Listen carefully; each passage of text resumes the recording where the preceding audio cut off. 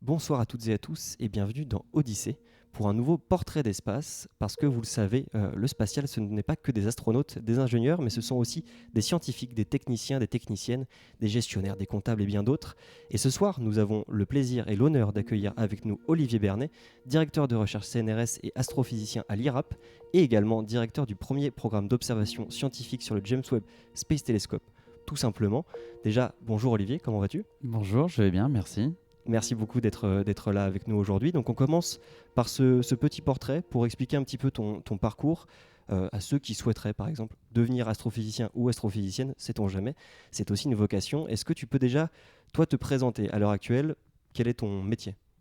Alors, je suis astrophysicien, comme tu l'as rappelé en introduction, je travaille à l'Institut de recherche en astrophysique et planétologie à Toulouse. Et donc, je suis au CNRS depuis plus d'une dizaine d'années désormais, après avoir fait un long parcours de formation pour pouvoir devenir astrophysicien. C'est un petit peu un parcours du combattant, mais ça vaut le coup.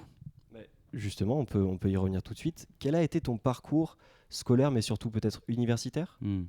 Alors, mon parcours scolaire, eh bien, si on repart vraiment de très loin, c'est-à-dire du bac, j'ai fait un bac scientifique. Et puis, après, je suis parti faire des études plutôt d'ingénieur. Et j'ai été formé à l'école des mines de Nantes. Et à l'issue de cette formation, j'ai fait un stage au Centre national d'études spatiales. Et c'est là vraiment que j'ai commencé à toucher de plus près le spatial. Et après ce stage, en fait, j'ai vraiment voulu rester dans le domaine spatial. Et donc, j'ai fait le master d'astrophysique à Toulouse. Et après ça, j'ai eu la chance d'avoir une bourse pour pouvoir poursuivre en thèse, donc en doctorat, pendant 3 ans.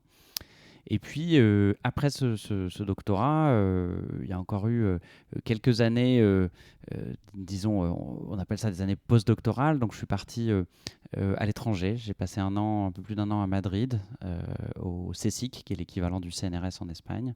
Et puis ensuite 2 ans aux Pays-Bas, à l'université de Leiden, non loin d'Amsterdam, où j'ai travaillé aussi en tant qu'astrophysicien.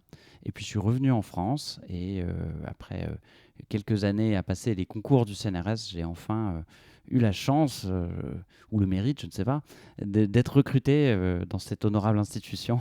Et donc depuis, j'exerce en tant qu'astrophysicien à Toulouse. La chance et le mérite, ça j'en doute absolument pas. Et donc je vois que à la fois les terres nantaises payent, mais ça ceux qui sont avec moi ce soir comprendront la référence, et aussi les stages au CNES. Mine de rien, on a été nombreux dans l'émission à commencer par un stage au CNES avec plus ou moins de succès parce que j'ai d'autres membres de l'émission à côté de moi, mais les auditeurs ne pourront pas comprendre. Est-ce que tu peux nous expliquer en quoi consiste ton travail à l'heure actuelle, dans les grandes lignes? Alors, moi, je suis plutôt, parmi les astrophysiciens, ce qu'on pourrait appeler un observateur. C'est-à-dire que je me penche plutôt sur l'utilisation des télescopes. Il y a des astrophysiciens qui vont plutôt, par exemple, travailler sur l'instrumentation, c'est-à-dire qu'ils vont développer des instruments qui, par exemple, vont être embarqués pour aller sur Mars ou qui vont être installés sur des télescopes. Et puis, il y a des théoriciens, c'est-à-dire des gens qui développent vraiment les théories physiques pour essayer d'expliquer les observations. Et donc moi, justement, le cœur de mon métier, c'est l'observation, et en particulier l'observation dans l'infrarouge, c'est-à-dire une fenêtre du spectre de la lumière qui est particulière et qui offre beaucoup d'intérêt, on y reviendra peut-être. Et donc depuis le début de ma carrière, je me suis vraiment concentré sur cela, des observations avec des télescopes infrarouges. Et comme les observations en infrarouge sont très difficiles à faire depuis la surface de la Terre, à cause de l'absorption de l'atmosphère, eh bien, on utilise des télescopes spatiaux. Donc ma spécialité, c'est l'utilisation de ces télescopes spatiaux pour faire des observations du cosmos. Et on y reviendra. Et pour ceux qui ont écouté l'émission qui nous précédait il y a quelques jours ou quelques semaines, auront la référence, je pense. Est-ce que tu juges que tes conditions de travail à l'heure actuelle sont plutôt bonnes d'un point de vue des horaires, de la rémunération, de ce qu'on attend de toi aussi au quotidien? Est-ce que tu te juges dans un bon environnement de travail? Alors, c'est un point un peu politique. J'ai beaucoup de choses à dire sur ce sujet.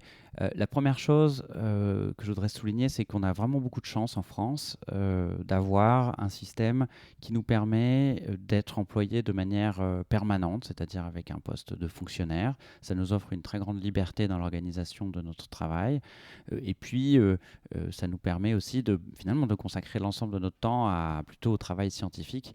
Et on n'est pas en train de chercher perpétuellement un autre emploi, hein. Donc c'est quelque chose qui est très important, cet emploi permanent. Et donc, on a aussi, grâce à ça, finalement, la chance, hein, de se consacrer, je dirais, à la science. Et puis, je le disais, hein, cette très très grande liberté vraiment d'explorer finalement dans toutes les directions qui nous intéressent. Alors sur les horaires, finalement, c'est nous qui décidons. Parfois, c'est un peu, on travaille un peu trop, mais je dirais c'est de notre faute. C'est parce qu'on fait un métier qui est passionnant. Et je dirais, malgré tout, si je dois faire une critique, aujourd'hui, dans l'évolution du système de recherche, mais c'est quelque chose qui est plutôt au niveau international, il y a, je dirais, une évolution vers une augmentation de la compétition entre les individus et entre les établissements. Et cette mise en compétition, elle est organisée, hein, par les politiques. Et c'est ce qu'on a appelé ces dernières années, par exemple, les politiques d'excellence, c'est-à-dire qu'on veut, voilà, finalement, il faut être le plus excellent possible. Et donc, la manière de procéder, c'est finalement d'attribuer le financement de la recherche de manière compétitive, c'est-à-dire on dit si vous n'êtes pas suffisamment bon, vous n'aurez pas d'argent pour faire votre travail. Et donc il y a cette mise en compétition par appel à projet. Et ça génère beaucoup de stress, beaucoup de temps consacré à préparer des réponses à ces appels à projets. Et aussi, je dirais une forme disons de problème vis-à-vis de l'intégrité scientifique. C'est-à-dire que finalement, l'objectif, ce n'est plus de chercher, de faire de la science de la meilleure qualité possible. L'objectif, ça devient de réussir à avoir les moyens de faire son travail, publier le plus, parce que souvent on utilise dans ces appels à projets des critères un peu quantitatifs pour évaluer qui est le meilleur. Donc finalement, ça nous dévie de nos objectifs premiers. Et on l'a vu, on le constate, hein, qu'il y a une augmentation des dérives et de manque à l'intégrité scientifique. Alors, il y a des gens comme Didier Raoult qui sont vraiment à l'extrême, je dirais, de ce manque d'intégrité. Enfin, en tout cas, dans certains cas. Mais il y a des cas peut-être moins graves, mais qui existent dans beaucoup de domaines en sciences et qui, de mon point de vue, sont liés à cette organisation de plus en plus compétitive. Mais vous êtes assez nombreux et nombreuses à indiquer que parfois vous devenez plutôt des chercheurs et des chercheuses de financement plutôt que des chercheurs et des chercheuses dans le domaine scientifique dans lequel vous exercez. Oui, absolument. Et puis, de manière générale, on a une augmentation de la charge, je dirais, bureaucratique qui est associée à ces systèmes-là. Et ça, c'est aussi quelque chose qui pèse beaucoup sur les épaules des scientifiques et qui, finalement, leur enlève du temps pour faire le cœur de leur métier. D'accord, mais c'est vraiment intéressant d'avoir aussi les deux aspects, le côté positif de la situation en France, mais aussi les différentes difficultés que vous pouvez rencontrer. Et te concernant spécifiquement, comment tu vois la suite dans le cadre de tes activités d'astrophysicien ? Alors, il y a toujours dans l'astrophysique, comme on est relié à des instruments, puis en l'occurrence des instruments spatiaux comme James Webb, il y a toujours une très grande part d'incertitude parce que on ne sait jamais ce qui peut se passer avec un télescope comme James Webb.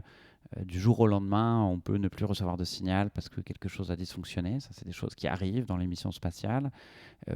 Avant la mission elle-même, finalement, il y avait aussi de très grandes incertitudes, hein. On ne savait pas du tout si ça allait fonctionner. Moi, j'avais beaucoup de collègues qui pensaient que James Webb serait une mission qui ne verrait jamais le jour. Donc finalement, c'était un pari, hein. Donc on fait beaucoup de paris. Moi, mon pari, c'est que James Webb va continuer de fonctionner encore pendant quelques années. Donc moi, je vais continuer à utiliser cette magnifique machine. Et puis après, on verra. J'aimerais aussi consacrer peut-être la fin de ma carrière peut-être plus à des choses qui vont concerner, je dirais, la vulgarisation ou la diffusion des connaissances par l'enseignement ou par d'autres biais. Dans un deuxième temps, une fois que, je dirais, toute cette frénésie de cette mission extraordinaire sera un peu derrière nous. D'accord, et quand tu parles, on le comprend, tu es passionné de spatial, mais si tu t'en rappelles, depuis quand et qu'est-ce qui a été une sorte de déclic pour toi sur ce sujet-là ? Oh, ça fait vraiment longtemps. C'est quelque chose qui vient depuis, je dirais, mon enfance. J'ai été intéressé par la physique et la science de manière générale très tôt. Et je pense que quelque chose qui m'a tout de suite plu dans l'astrophysique, c'était que, En fait, j'aimais toutes les physiques, pas seulement la physique du solide, pas seulement, je dirais, la thermodynamique ou une physique spécifique, j'aimais toutes les physiques. Et l'astrophysique, c'est intéressant de ce point de vue-là parce que c'est une science qui permet justement d'appliquer toutes les physiques. La mécanique quantique, la relativité générale, le transfert de rayonnement. On fait toutes les physiques, en fait, quand on fait de l'astrophysique. Donc c'est vraiment un terrain de jeu infini pour faire de la physique. Et je crois que c'est ça qui me plaisait. Et donc, c'est venu très tôt. Et je ne saurais pas dire exactement ce qui a été le déclic, mais en tout cas, ce qui est certain, c'est que ça vient de loin. Ok. Et pour celles et ceux qui seraient comme toi passionnés de spatial pour pas forcément le domaine spécifique de la physique, mais dans toutes les applications du spatial, est-ce que tu aurais un conseil à leur donner pour essayer de faire leur vie dans ce domaine-là? Qu'est-ce serait qu'est-ce qui t'a aidé à arriver là où tu es aujourd'hui et qu'est-ce que tu aurais à leur donner? Je pense que c'est important déjà d'être motivé, évidemment, c'est un peu bête, hein, mais ce que je veux dire, c'est que voilà, il y a pas forcément besoin d'être le meilleur de sa classe en maths pendant 10 ans pour travailler dans le spatial ou pour faire de l'astrophysique. Il y a énormément de métiers qui sont en lien avec cette thématique, avec des formations très différentes. Je dirais qu'il faut se pencher sur finalement les carrières des autres et si on est intéressé, c'est de contacter des gens qui travaillent dans ce domaine pour leur demander comment ils sont arrivés là, obtenir des conseils. Essayer aussi de se rapprocher d'endroits où il y a une activité très importante autour de cette thématique, hein, à Toulouse par exemple. Moi j'ai grandi en Bretagne. Bon, c'est pas le haut lieu de l'astrophysique, donc il a fallu que je me déplace pour pouvoir voilà, vraiment me rapprocher de ce que j'aimais. Voilà, il faut être très ouvert et puis curieux, curieux des carrières des autres pour essayer de se faire une idée de comment on peut y arriver soi-même. Bah écoute, merci beaucoup, c'était très inspirant, même pour nous qui sommes déjà un petit peu dans le milieu, ça donne beaucoup d'idées. Je te remercie donc d'avoir accepté de participer à ce portrait d'espace. Donc je rappelle Olivier Bernet, directeur de recherche CNRS, astrophysicien à l'Institut de recherche en astrophysique et planétologie, sur le site duquel on peut suivre un petit peu tes actualités, et également sur les réseaux sociaux. Je sais que tu es sur Twitter, Oui. exclusivement.